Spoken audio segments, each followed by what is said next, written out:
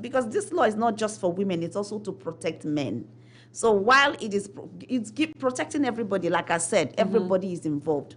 So you discover that sometimes somebody might go to the police station and lay a false accusation against someone, especially this offense of rape. Right. So that at the end of the day, even when the other person is exonerated, the name is already dented.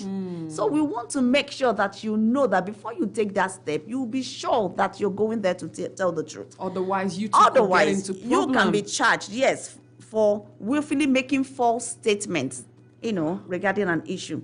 So you also have the depriving a person of his liberty. No, forceful ejection is the one that comes before that. Forceful ejection from home. Like I tell them, do not deceive yourself. Wow. that this is for you when you're living in a landlord's house. I say you should be responsible citizens. You rent a house, you pay your rent. If not, you'll be thrown out. Following due process of law. Yeah. But this particular one is strictly looking at relationship, right. people that who are related. intimate relationship, or children or your housemates. Just that circle, that little circle. It's not when Domestic. that domestic circle. You must limit it to that domestic circle. So it's no longer business as usual that your woman has slept in a house where she called a home, maybe goes out quickly to get stuff from the market, and then she comes back and she's homeless. Or she travels and then comes back and she's homeless. So in fact, most of the throwing out does not even happen when she travels and she's coming back. No, it happens when she steps out and she's coming back. She's homeless. Wow. This very tough environment that we are living in with all the insecurity. So assuming your parents are all in Abuja, you're living in Port Harcourt with your husband, and then he throws you out. So the law also says that is no longer tolerable. And if a woman decides to throw her husband out as well, in some cases, it is very rare. I want to believe that if it has happened in Port Harcourt, I do not have the statistics, but maybe 1 out of 5 million cases. Isn't that a bit exaggerated? We know who throws the other person out. Absolutely.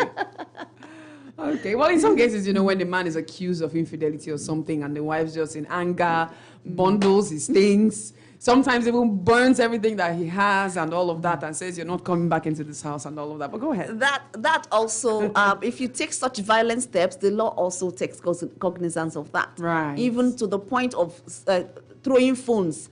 We've had cases where the moment the guy is angry, he scatters phone, even women, especially those that like to destroy television and co. Oh, my goodness. We definitely get to that. Okay, we are there already even. After deprivation of liberty, those, if you're one of those people that get mates and you feel, I paid some money for her to come and she doesn't want to stay. And then you start, locking them up. Yes. Not even maltreating. Deprivation of liberty. Everybody, it's a constitutional right, as a matter of fact. So this one is not negotiable. People have the freedom to move about, to come do and things. Go as they please. Yes, except minors who must be supervised by their parents. So you get a maid, he doesn't want to stay, let them go. You don't start locking your stepchildren. These days, these horror stories we hear. Some chain them to a bed. Some lock them up until people report to authorities and they come and they rescue them. But let me clarify something. You said except for minors who must be supervised by their parents. How about minors? Because we also know that there are some people who get minors as maids. I know that. So what if those minors now, these people who have brought them in as their guardians, right? Or gal or madam, whatever, now decide to control their movement? Is it also covered under this? So and those minors want to go, so to speak. That's what I'm saying. I'm saying that the law understands that this particular deprivation of liberty happens mostly within domestic relationship. Right. And I have made it clear. In fact, let us even begin with saying that you do not hire a minor as a maid. It is child labor. It's illegal. It's a crime. Wow. Primarily, yes. Okay.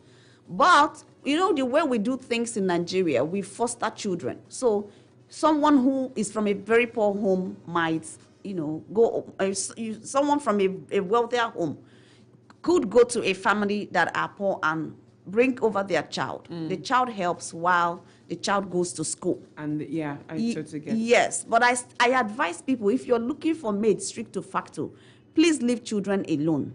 When you're bringing a child to your house, you're bringing somebody who would be a playmate to your children. Not so the person becomes and inherits all the workload in your house. Because this person also is at developmental stage where she needs to focus on her education. And also every child has the right to play. This is a serious, this particular point is a conversation all by itself. Exactly. It is. Exactly. So, so that. But then, even if a minor is staying with you, you are obliged to treat such a minor as your foster child, as your own child.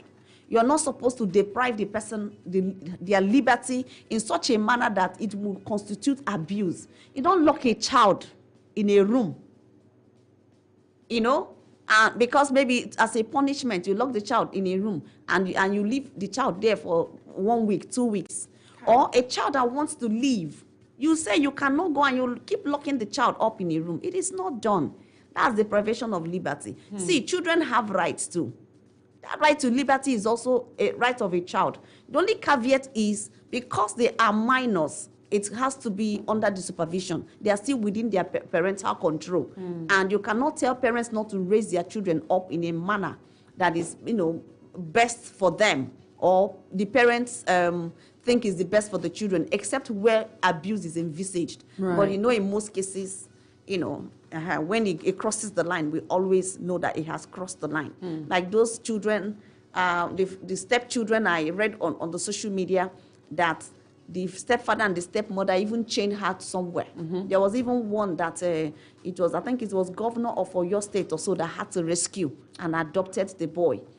Because of the condition under which the boy was found. The bones were already beginning to get disfigured and all that. Wickedness is real. So this law is trying to check such wickedness. Okay. So we also have that of damage to property with intent to cause distress.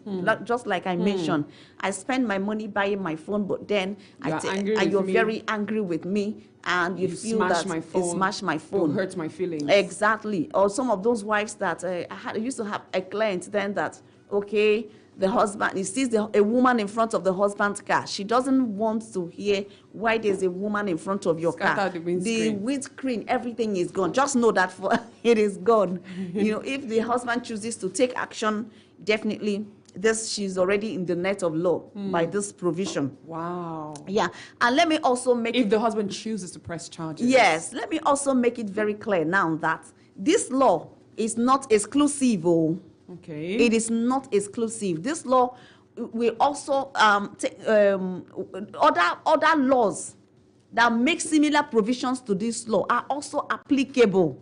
So you can charge under this law. And charge under. Exactly. And press, yes, criminal code. Yes, exactly. And press criminal charges too. So you see.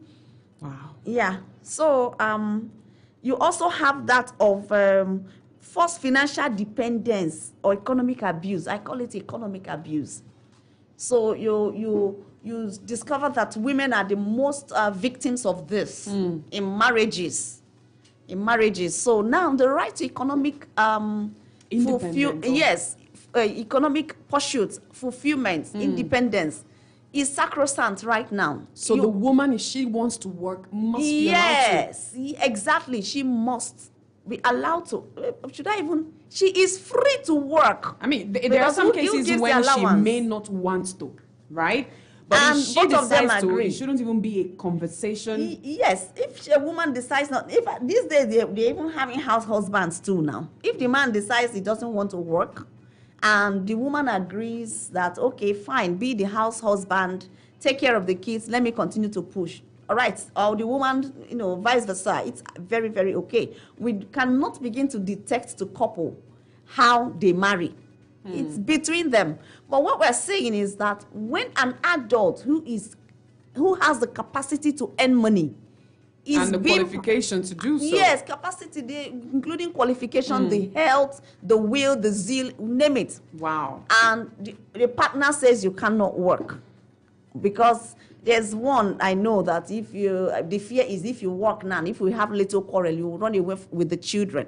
Because you have money because of your you have own. the financial capacity. It's not an excuse. It's a crime to stop your wife or your husband from working just because you have your insecurities. I think you should go back home, do sober reflection, deal with your insecurity, and understand that this person has a destiny to fulfill. Seriously speaking, who fulfills destiny without financial capacity? Everything requires that. So beyond that, you also have forced isolation or separation from family or friends. A lot of people are in marital relationship, but they are slaves. This is your friend, or let your siblings not come to this house. You will not visit your parents. Yes, your mother cannot come. Okay, maybe because they had an issue, maybe he cheated and she reported to her parents. And the day he comes to the family, the sister will be running mouth. You know how we women are. Oga, respect yourself. Do you want to kill our sister? HIV, this one, that one. And then he says, in his mind, he's saying, okay, let us reconcile I first. see where she's getting her moral boost from. Wow. And then they get back home and she say, your mother cannot come. Your father cannot come. Your sister, especially that one that was running her mouth, cannot cross. And your friends, there's so many women in this. When we talk about this, it sounds like stories. They're not stories, they are real. There are so many women in this. And this law was obviously inspired by these situations. Exactly. Because it used to be, our dear officer friend is here. You know, it used to be family matter. You remember how it used to be then? Yeah. When they go to the police, we tell them now family matter now. Madam, respect your wife. But let me ask you, ASP here now, ASP Inim, is the police prepared to enforce? Because everything rests on the shoulders of enforcement. All the laws in the world can be enacted, but if the police, law enforcement does not comply and say, okay, we want to see the success of this law, it'll not work. So how prepared and willing? Because again, the police are men that may also be affected. Husbands, fathers that may be affected by this law. Are they ready though? Yeah, first of all, let me clear the air on this. Please, sir. I'm not representing police here. But you are yes, I'm law enforcement. Yeah, as I'm a law enforcement agent. Yes. As we all know, police is the lead security agency everywhere in the world. Right. And any bill that has been passed into law is bound to be enforced by the police, which has the power, the mandate to arrest and prosecute. So the police are fully prepared, and we have been doing it. Okay. Interesting, and it's quite commendable, to say the least. Over to you again, Barrister Obi. Okay, thank you very much. So when we discuss the innovations under this law, you discover that when the police is not willing to prosecute, the law has also empowered service providers, we get to that, to also still do the needful. Right. We can go straight to court and get what we call protection order. Even without the police? Yes, we know that a lot of compromises happen there at the police station, especially those who are still beclouded by patriarchy. Do you understand? They are not exposed to the times now. They are not conversant with the 21st century women's rights. But how is this law responding? And those who are championing this law, how are they going to react to those who would say this law is going to work against marriages and relationships, that these are the things that make marriages not work? You know, these are things championed by feminists and the likes. But we crossed our hurdles at the stage of deliberations at the National Assembly and the State House of Assembly. I told you that initially we wanted to make it Violence Against Women Act, right? And they now said the National Assembly, we know the percentage. You know, but the reason I ask this question is also in pursuant of what you said before, that in many cases, 90% of the times when we find these violence against persons, it is usually women. Yeah, because yes, I agree with you. So still, to answer your question, I'm saying that we crossed that hurdle at that stage. Okay. Because we at the end of the day, when you go through the law, you discover that it's no longer business as usual for a lot of things. All right, women's rights, it has come to stay. So you have to rise up and wake up and embrace it. All right, and then thankfully, women activists have also been doling out figures and also working very hard to change mindset. There are so all other laws also that also agree with what violence against persons prohibition law is talking about. All right, like even our constitution, the issues of discrimination and all whatnot. Even in Rivers State, we have the widowhood, abolition of widowhood, negative widowhood practices. Yes. A law of Rivers State. You also have of traditional we also have inheritance law right now. Yeah. So it is not just about this law. It is the reality that we are in now, that non-discrimination is the way forward. You cannot shortchange the other gender in the society just because of their gender. So we already have all that arguments already in place, or facts and figures in place. But beyond that also, we also know that the right thing to do is what this violence against persons law has done. I mean, who would want his son-in-law to be given the license to abuse the daughter? Because right now we are looking when you look at it only from the perspective of wife, it becomes difficult for you to begin to grasp a lot of things. But when you break it down to the perspective of your own mother, your own sisters, your own daughter, it makes sense. Who wouldn't want their daughter to be protected? Absolutely. Absolutely. I totally understand. Move on. Go on. So going forward again, we have that of we just finished with the first isolation or separation from family or friends. We also have emotional, verbal, and psychological abuse. I said this is a very wide net for women. This one. I mean, men are also very emotionally abusive when it comes to words. I think women, this net is for us. Right. So it's also... it will be catching a lot of women, absolutely. Yes. So the law is looking at when you speak those words to somebody that deprives them of their humanity. You wash someone to the point when the person looks in the mirror and is seeing one rag, no longer seeing a human being. And I believe that you completely break their spirits with your word. Exactly. Even beyond a husband and wife, even the people that are living with us, I hear the things people tell their mates. I shrink. When that one person leaves your house, do you want that person to still behave like a normal human being? I have a cousin that lived with people. I know her today. She comes around, and the way she behaves. And funny enough, the way she behaves. So at one time, she told me, Obi, you need to understand that I lived with people. So my confidence level is low. It's next to nothing. It's next to nothing. I didn't grow up with my parents. So I served all my life. So you see how you're feeling already. She's not found her feet yet. She's still struggling. Because you need all the confidence you can garner, in order to amount to anything in life. So that is it. So beyond just husband and wife, people around you. Do you know there's a kind of verbal diarrhea that you might exhibit to a friend or someone around? They can still press charges under this. So Interesting. Yes. All right, we have a few more minutes to go, but just a quick reminder to anybody who has just joined us. This is the program we here at Super FM have chosen to call The Legal Luminary. And it's a program that is aimed at popularizing the River State Violence Against Persons Prohibition Law. And this program is funded by the European Union with technical support from Agent for Citizens Transformation and the British Commission. And the opinion is that of the Center for Environment, Human Rights and Development. So just note that as well as you have just tuned in.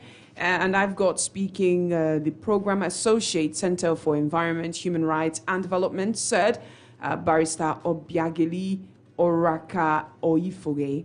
And on the other side as well is ASP Inim Savior. Good to have you both again on the program. And I see you just getting excited because I'm doing quite well with the pronunciation of your name. I tell my friends that my father gave me a very simple name. Then I got married and my husband gave me this complicated name that I have to keep explaining. In fact, I have to do voice recording You for some people. have done well in pronouncing it yourself. I mean, to say the least. Because I learned. He took a while to teach me. Imagine that. All right, so let's quickly try and round up because our time is far spent. Okay, so I just read through. Yes, please. Hopefully, tomorrow we now get into the nitty-gritty of the innovations of the law. That would be fantastic. Exactly. So, so we talk about abandonment of spouse. Those ones that wake up in the morning to just walk away from a relationship and tell you, if I That's can, the end. If I can have you, I can take care of the children. Stalking, intimidation, stalking. You know, sometimes growing up, someone exhibits love interest. Right. You're not interested. But then at every corner, you see them. Just looking you know that at sign you. of I see you sign, and watching then you, and it's nobody's creepy. Nobody stalks you for good reasons. Anybody that is stalking you, mark my word, is out there to will harm you one day. Oh, true. Yes, so, absolutely. So this law envisaged that intimidation, spousal battery, harmful traditional practices, attack with harmful substances, those that used to throw acid, administering a substance with intent to stupefy or overpower, political violence. You can imagine. You see, even violence in the public, violence by state actors. You see. I think it's IGP that was talking about if anybody slaps you, no police officer has the right to slap you. He slaps you is battery and assault. So, when you're pressing for battery and assault, you can also press another charge under VAP law against the defaulting officer. Then you have incest, and finally we have indecent exposure. We'll talk more about the innovations tomorrow. So interesting. Yeah. I am excited about this particular law, to say the least. I am excited about it. Well, thank you so much for coming. Thank you very much for the work that you are also doing, for championing this cause and for taking it on yourself, as well as your organization, to popularize this. It's doing the world a lot of good. Thank you so much. Thank you so much. My office is very interested in having people follow the office via social media. Social media, yes. So please, you can follow SAID on Facebook at cehrd.dev on Facebook. That's your handle. Our website is cehrd.org.ng. And there's also a toll-free line that SAID has come up with. Okay. When you make this call, the bill is on SAID. The bill is not on you. Just call freely to report any act of violence against person that is happening around you. All right. Be it sexual violence, be it physical violence, be it state or violence by state actors. Just please call this number 0800 2000 500. I don't know if I should repeat. So it's 0800 2500. Yeah. 0800 2500. Not 2500 as in 2500, but 2000. That's 2000 and then 500. All right. Take note of the numbers again. 0800 2000 500. It's a toll-free line. You pay nothing when you call the number to report any case. Thank you so much for joining me on the program again. Thank you. And you just listened to Legal Luminary, and it's a program brought to you every single day of the week until we'll do it again from Tuesday next week till the end. So we started yesterday. We've just finished that of today. They'll join us again tomorrow and the day after. And, of course, Tuesday, Wednesday, Thursday, and Friday again. And it's a program funded by the European Union with technical support from agents for Citizens Transformation and the British Council. And it is the initiative and the opinion of a Center for Environment, Human Rights and Development. Okay, thank you again to Barrister Obiageli and to ASP Inim Savior. Thank you. You're welcome.